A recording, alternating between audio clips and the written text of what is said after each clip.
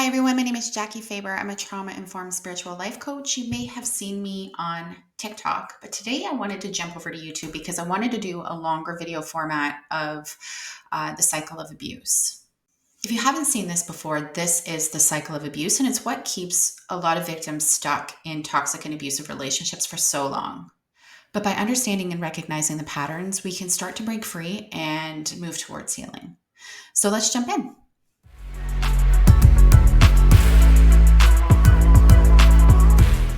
So the cycle of abuse is a repetitive pattern that often occurs in abusive relationships, and it consists of 4 distinct phases. There's the tension building phase, there's the abusive incident, there's the reconciliation phase, and there is the moment of calm. Now, each phase can vary in intensity and duration, but they tend to follow a very predictable pattern. So let me know if any of this sounds familiar.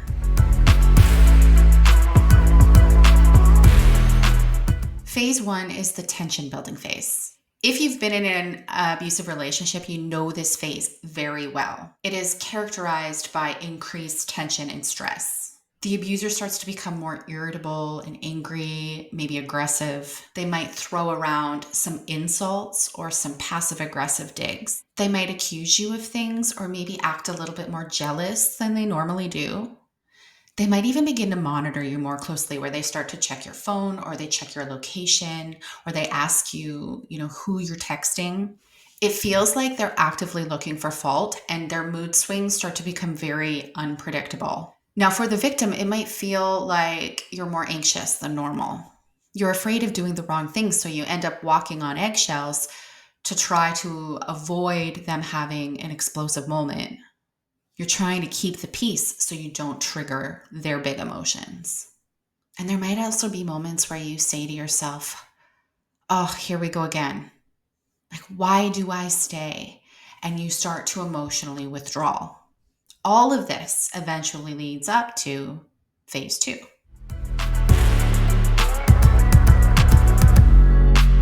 So phase number 2 is the incident phase. During this phase, all of that buildup of tension finally erupts into some form of an explosive, abusive incident. Like, all the attention building behavior that happened before, that's still abuse. Those are conditioning tactics, emotional abuse or psychological abuse. But this one is often more explosive, and it takes the form of like a big blow up argument. You might see overt physical abuse where there's hitting or there's slapping or there's kicking. Or maybe you see covert forms of abuse, like using intimidation tactics, or they won't let you leave a room, or they're throwing things around, slamming doors, threats of harm. Maybe there's verbal abuse, like yelling and swearing or name calling. It might progress to sexual coercion or assault. Or the abuse tactics could be more covert. Maybe you're being manipulated with the silent treatment. And if you're unaware of what is abuse, you need to get your hands on one of these guys. This is the power and control wheel, and I will tag a link to it below.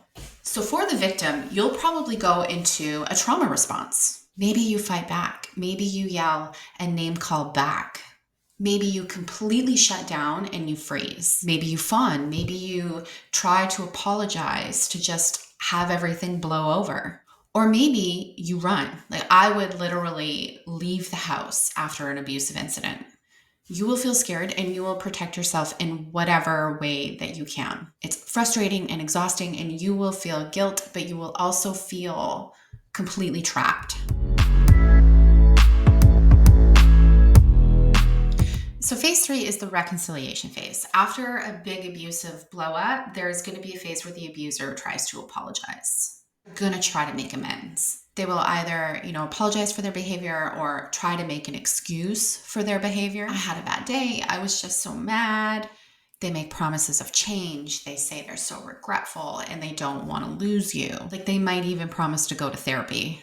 Now, you will feel relief that the explosion and the tension building is over. Your nervous system is happy because it can regulate again.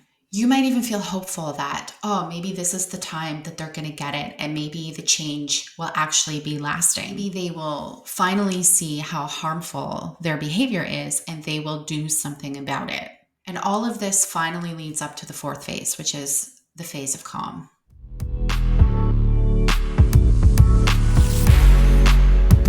The calm phase is also known as the honeymoon phase. This period is characterized where the abuser's behavior starts to improve slightly, and the relationship starts to feel peaceful for once.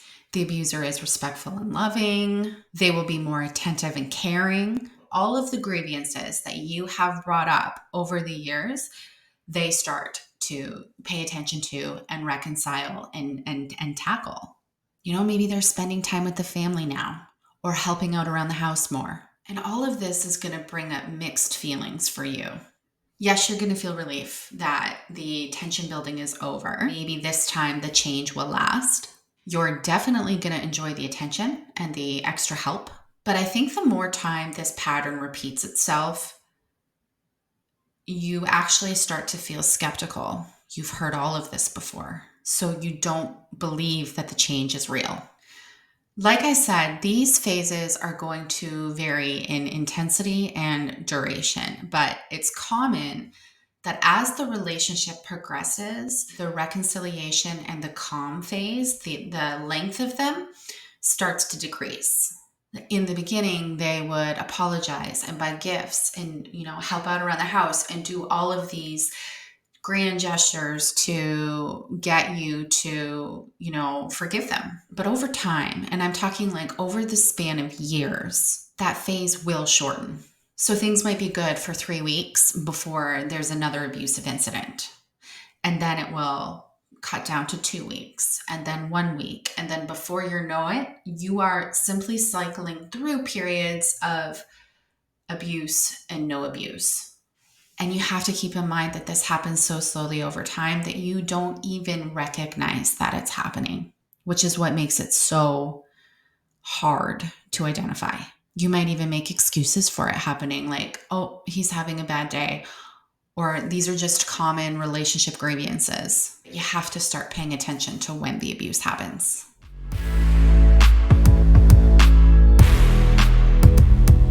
So now that we've learned the different stages and phases of the cycle of abuse, we're going to take a look at how we can break it, because let me tell you, they won't change it. You have to be the one to break the cycle. And breaking the cycle isn't easy, but it is possible. So number one, you have to recognize the pattern. Awareness is the very first step. You can't change what you don't acknowledge. So you have to first acknowledge that the relationship is abusive and identify, the different phases of the abuse cycle. Number two, seek support. You need to reach out to family and friends for emotional support during this time. If they have successfully isolated you from family and friends, then seek professional support or support groups. Professional counseling or domestic violence hotlines can provide guidance and resources so you can break the cycle. Number three, create a safety exit plan. You have to strategically plan how you're going to leave this relationship safely. This might include finding a safe place to stay, having a bag packed, or knowing emergency contact numbers. If you need help with this, I have a free guide on my website that is everything that you need to consider in order to make your safety exit plan. Number four, setting boundaries. Establish and maintain very clear boundaries. Communicate your limits and stick to them. I have a 5-step program called Finding Limits that is designed to help you create and enforce meaningful boundaries that keep you safe. I will teach you how to communicate them kindly and assertively, unpack all the guilt you feel around saying no, and learn how to issue appropriate consequences. This program also offers practical exercises on how to help you navigate the emotional experiences of taking your power back, of saying no, and of removing toxic people from your life. I will link the course below. Number five is focus on self-care. All healing work, no matter what you're doing, starts with focusing on your own self-care. We live in a society that teaches us that self-care is selfish. If you hold on to this belief, it needs to change. You need to make conscious decisions to engage in activities every single day that promote our own emotional, physical, spiritual, mental well-being. This builds self-worth, self-safety, and resilience. And number six, consider legal action if necessary. Remember, recovery from abusive relationships takes time, but it is possible.